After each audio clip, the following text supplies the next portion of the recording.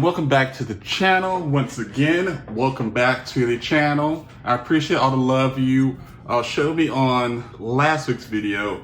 And in this week's video today, I'm going to show you how to design a minimalist flyer using Adobe Procreate. You could also do it in Adobe Fresco, but today's video is going to be in Adobe Procreate on your iPad.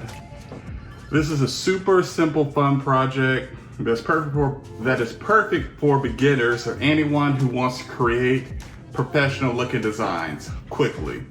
And with that said, if you don't know who I am, and if you're new here, my name is Dooley. I'm a graphic designer and a self-taught calligrapher. Make sure to give this video a thumbs up and hit that subscribe button.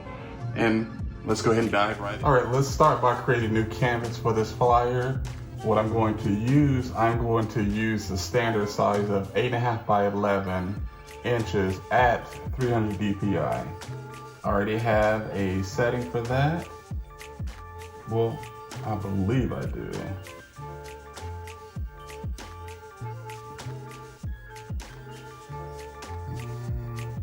There, I actually do. We're gonna press that and edit just to make sure. Okay, the DPI is at 400. And before we continue, I want to let you all know something that is very important. Whenever you have higher resolution files in Procreate, you have a maximum amount of layers.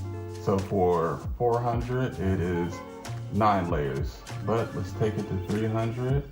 And with 300, you have 19 layers. And for the sake of the video, we're going to do 300 DPI. And gives me more layers. And then just hit save. I go back to the canvas and just tap on it. And now it's gonna load. And 300 DPI is great for printing or digital sharing. You could also use it as a vertical format, which is 1080 by 1920 pixels if you want to share it on social media. Now, let's go ahead and select a background color. You could use one from your palette if you have created a palette already, and or if not, could just use a disc and choose a neutral background color, but for the sake of this video, I'm going to use one of my palettes. And what I am feeling, I'm gonna go with this palette here. Well, let me take that color away that I do not need. And just make sure that I have it selected. And I do. You really could pick any color you like. Just make sure that it's not too overpowering. I'm gonna go with, from this color palette, just something nice and soft. And there we go. What we wanna do for our flyer, we want to divide the flyer into sections. I'm just gonna keep it simple with 3 areas, a bold header for the event title, the detail sections for the date, time, and location, and a small area for the call to action, like contact info and or a website. And what I'm going to do, I'm just going to use a pencil from the sketching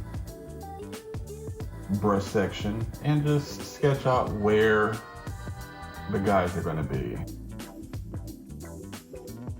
So remember, we have the header, detail section, and call to action. You do it like this here for the call to action at the bottom. That's just one layout idea. Because remember, we want the header to be bold. You can also use shapes when setting up your grid, and there are brushes out there as well that you could purchase. You just really have to focus on, and I say focus on what works for you. And I'm kind of feeling the header, info, call to action. Yeah, that's where we're gonna go. I'm gonna go with this one. I like this one a bit better than that one. And we will rename this layer layout.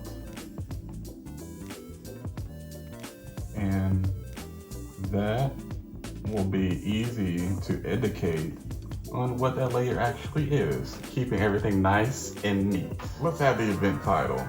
For this example, I'm going to use the name Creative Calligraphy Workshop. I'm going to go with a bold sans serif font for a modern look, but if you like calligraphy, you can hand letter it for a personal touch. We're going to do both, and going to see what we could work out here. And just because you drew guides, it's not anything that you are set to. You can break them and make it work for your task at hand. Oh, and you also want to make sure that you're not drawing on the layout layer. So I'll lock that layer.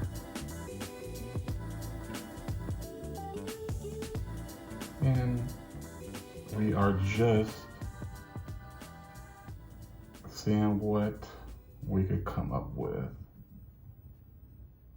Because as you saw, we are just moving quickly. Because I mean, just look at how nice that looks.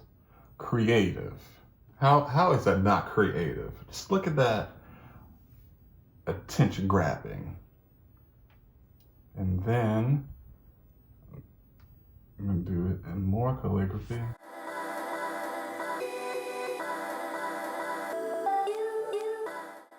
All right, yeah, you know, you don't want the message to get lost, because if you're doing a flyer, you want people to actually be able to read what, oh, I'm zoomed in too much.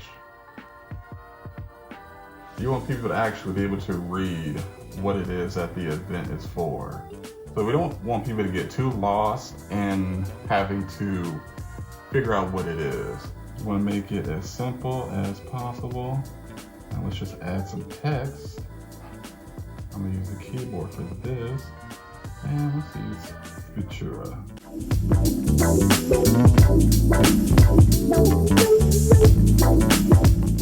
I was saying, you could easily get caught up in, maybe I should write the word calligraphy and be creative and workshop in sans serif font.